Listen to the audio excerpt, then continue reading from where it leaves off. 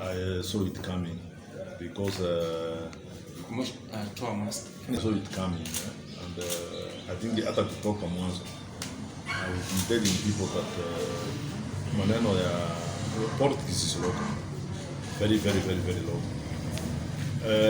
Ukiangalia watu wote walikuwa wanapiga no, wengi ni watu wametoka kwa upande ya Kalenjin, and you know, kwa sababu I think I didn't believe that the deputy president controls almost a good number of Kalenjins, a good number, more than anybody else, by the way, for those more than anybody else, and that's why those who are voting no. Not that their conscience is because somebody from Nandi voted no and is going to get one more constituency. That person is voting no because his people will vote him out if he says otherwise. So when you come to Nakuru, we are benefiting. Since Nakuru County, we are benefiting by 5 constituencies. These 5 constituencies will be spread. They will be all over the county, and I believe one of the places where we get our constituency in Nakuru West.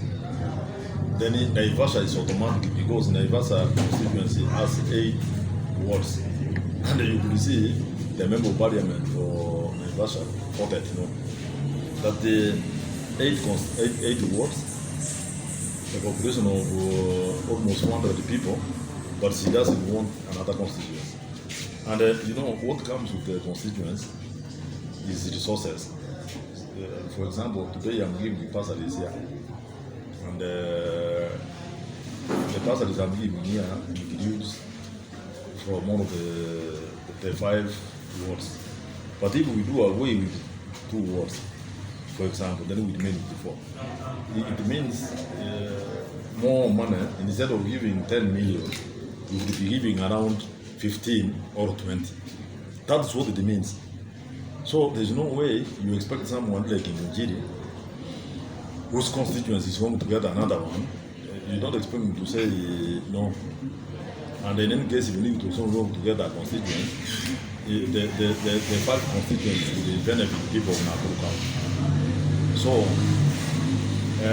that's now we are coming now to a situation where people are going to the deputy president, his residence. What were they going to do there? They were going to correct the money. And if you are going today to Arama's residence to go and get money, will you say no? But when it comes to other things like now, what we were doing yesterday, you will vote where your people want. What I'm trying to say is that people are not with the deputy president in terms of going for presidency. No, they are not. And in any case, members of parliament are voted out every now and again. 70% of us will go home. I'm one of the candidates of those people who will be defeated. You can be defeated and go home. So when the deputy president posts that I've called members of parliament from all the country, and I was hosting 150 of them, minus 70% who will be voted out.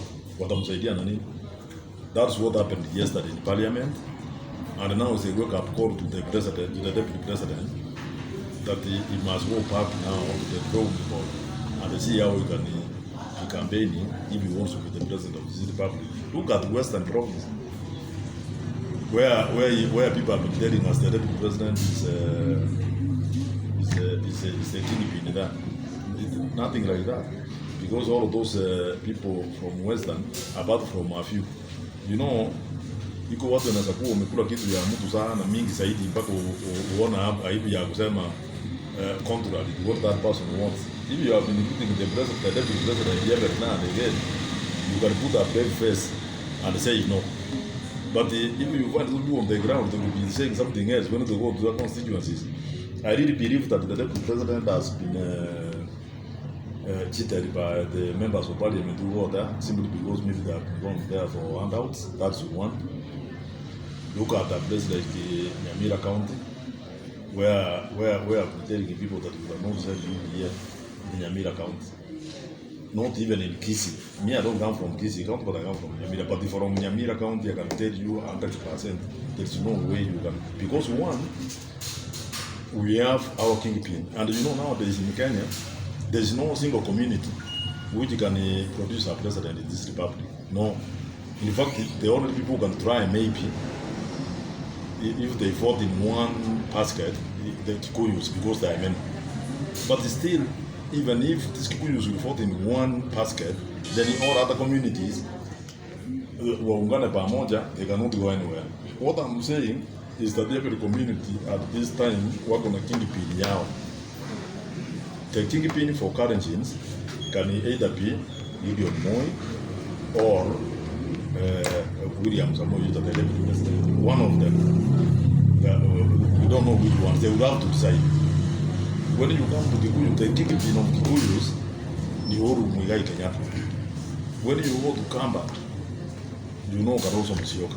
When you go to Luhyaland now, the person who is speaking there on behalf of Luhyas, who is the kingpin in Musalia, and together, of course, with the Wetangula. When you come to Kisii, we have our kingpin, who is Matiang'i, the CS for Interior. And when the deputy president pretends that he can go to Kisii and Nyamira, and then they are using the people you saw yesterday voting yes instead of voting no, then you must know that there is a equal kit up. Because I'm telling people that if you want to get Kisii votes, either in Kisii, Nyamira, and of course in towns, in urban areas like in Nakuru, if we ask 3/4 of people who are Kisiis, actually not 3/4, 100% Kisiis, they will tell you, if today the president was being voted for and Matiang'i was going to fire, they will vote for him to the last man. That is the truth. If you go to this community of Kikuyus, they are waiting for the president to tell them who to vote for the president. And so far he has not said, because he's saying there's still time. You can never wish away somebody like Uhuru Kenyatta, who has been the president for 2 terms, and then who has been speaking on behalf of Kikuyus even before. Even before Uhuru became the president of this republic, we used to work with his father, the founding father of this nation. That is the son of the founding father of the nation. So you can never wish away Kikuyus and tell us that the deputy president wants to bypass the president, who is a kingpin of Kikuyus, and they can get votes from Mount Kenya. You can never. That's a lie. And that's where the deputy president went wrong. When he started dealing with the president, who is the kingpin from Mount Kenya, and he started bypassing him using members of parliament like Honorable Kuria, Honorable Ndindi Nyoro. Now, if honestly, to be very sincere, when you look at the scenario of those people who are supporting the deputy president of Kenya from Mount Kenya, look at somebody like Ndindi Nyoro. He's a first-time member of parliament. Can you really tell us that Nyoro is talking on behalf of Kikuyus? He cannot qualify by all means, but for making noise he can qualify. But can he convert this noise to leadership of Kikuyu community? He can't. Look at he's a first-time member of parliament. You know, people are making a big mistake. That when you shout, when you talk loudly, when you talk any nonsense, and then people can hear you. And you know, I was even looking at a situation where when Kikuyus, members of parliament who come from Central, who supported the deputy president, when they abuse the president anywhere, when they insult him in functions, currently members of parliament, they receive them when they come to parliament like heroes. Members of parliament from the Kalenjin community, they receive them like heroes.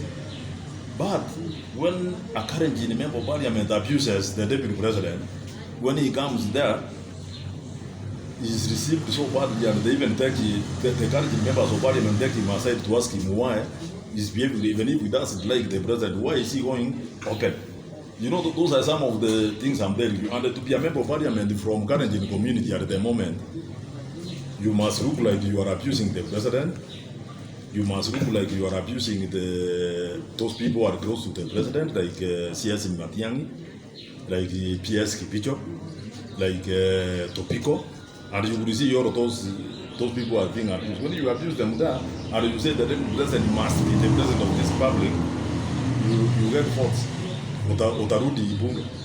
But when you go to Nyamira, then you find a member of Parliament who comes from Nyamira is getting is telling people that we must vote for the deputy president to be the president, when we have Matiang'i who also we want to be the president, and who is being abused by members of parliament from current in the community. You think you can go anywhere? You can't, because we are also banking on the goodwill. Somebody like Matiang'i is being groomed to be the president of this republic because because he has been able to do things which Kenyans see that this man can transform this country. He can when he was the minister for ICT, you people, you are the media people, you know, when he started digital whatever, you know, you shut down, you cannot. Now akasema that's the way to go, but aren't you happy now with what he was saying at that time? What you were refusing that time, now you are very happy that it is happening. And that's the beauty of it. Then from there, he came to Minister of Education. For the first time in Kenya, he has set a trend where a long time ago, we used to wait for exams for, I think, 4 months, 5 months. But you can see now the exams are marked within a very short time, so that the parents will be knowing where the schools, the children, which schools they are going within that. So it's Matiang'i who said this trend where the exams are marked within a very short time. In fact, when Matiang'i said that the exams are going to be out next week, people didn't believe. They thought it is a dream, but it came out. Matiang'i has abolished cheating in exams, in primary exams, where we used to have private schools bribing, and they are ranked. And someone mtoto ya maskini hawezi kupata marks yaende shule nzuri. Matiang'i is the one who did all of those. Look what he has done when he has come to be the minister for interior. He has transformed the police, that sanity. He has brought some sanity in the provincial administration. Because long time ago, you could find even a member of parliament abusing someone like the deputy county commissioner here.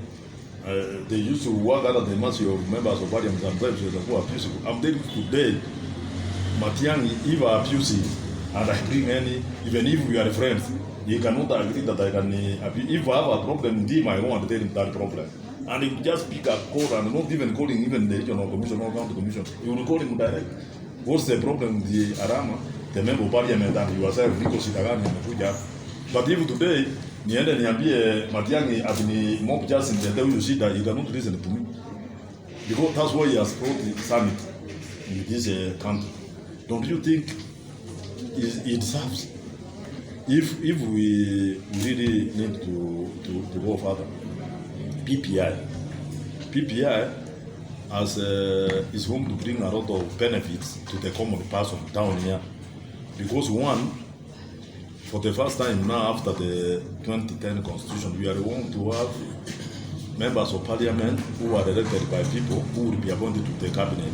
You might be surprised that I will be a cabinet minister in the next, if I'm elected, and if I'm shown that I can be able to deliver, I can be a minister of this republic. Something we will not happen unless we change.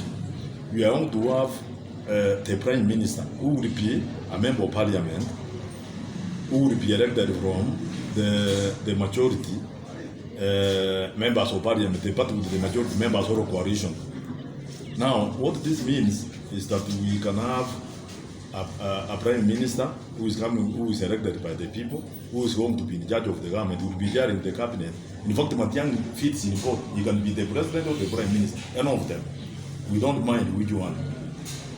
Then we are going to avoid the maneno ya crashes. You know, what has been happening in Kenya is that every time we have elections, thereafter crashes. Why? Because someone has come number 2 with 6 million votes. The first person who won the election is 8 million votes. Then you tell this person that now you just go, there is nothing for you here. With 6 million people, then these people, they go to the streets. That's why we have been having this problem from 2007, from every other time when we have elections. How are we going to do this one using the PPI? The person who would lose with the majority would be the opposition leader, and they will be given an office. You will become to parliament to ask questions to the prime minister, and everything will be okay. Even last elections, you will see when Raila said that he has won and his victory has been stolen, he called the people at Yoruba to be sworn in by Kajwang. Yesterday, Kajwang in parliament, he was telling us that he's the acting chief justice at the moment because he swore in Raila. That's why we are saying that we have the president's people, who is Raila. And that's why Raila, you can never refuse to listen to Raila. Now, Raila told these people that we cannot have a president whose victory was stolen, and then he purported to be the president of this republic. So I mean, there were several options, and you know it, that was treason. He would be arrested and detained because the probation is there in the law. But what did you do? He said, no, don't do it, because how do you tell someone who has got 6 million in votes?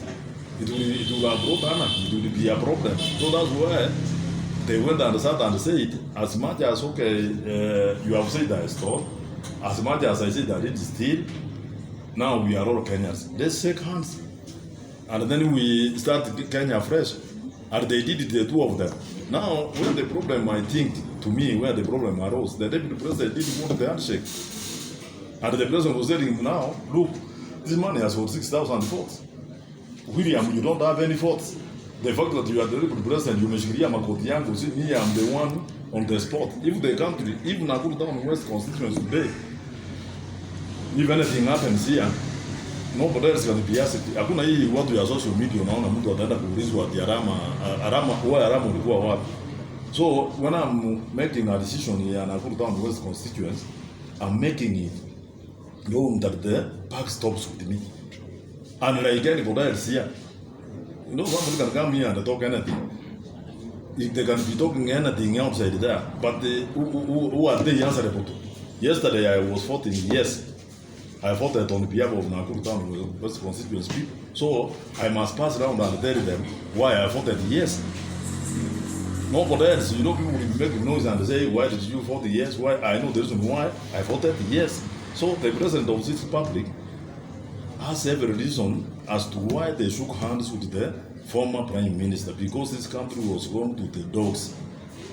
It was going to the dogs because Raila told these people not to even pay tax. He told these people not to buy goods from certain consumers.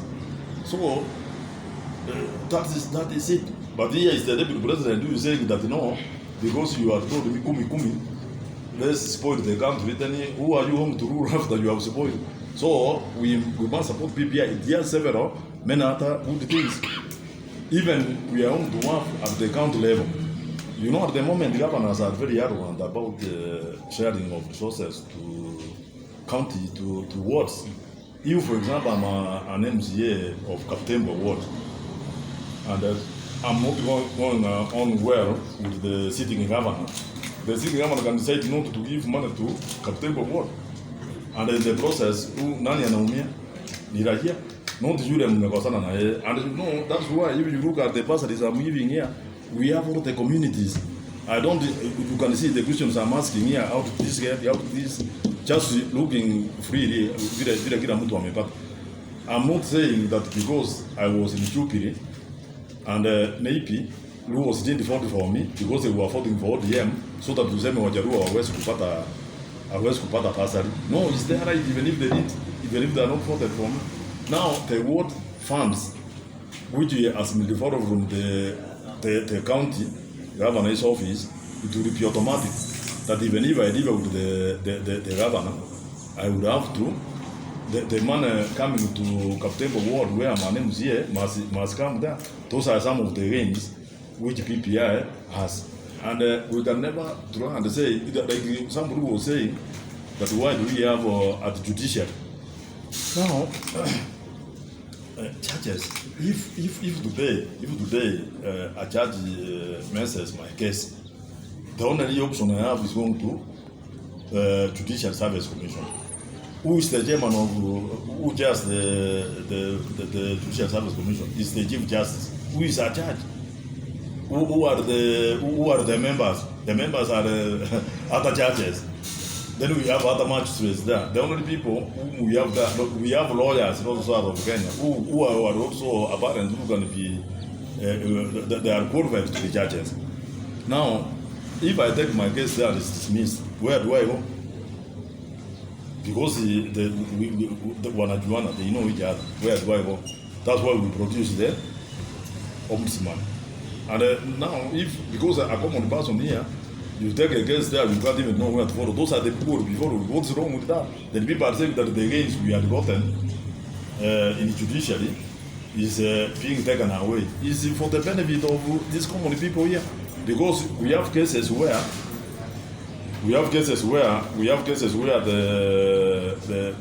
the judiciary messes people, and then there is no way of contact them, because the people you are taking these cases to, they are also judges. So what's wrong with us 14 years in the PPI?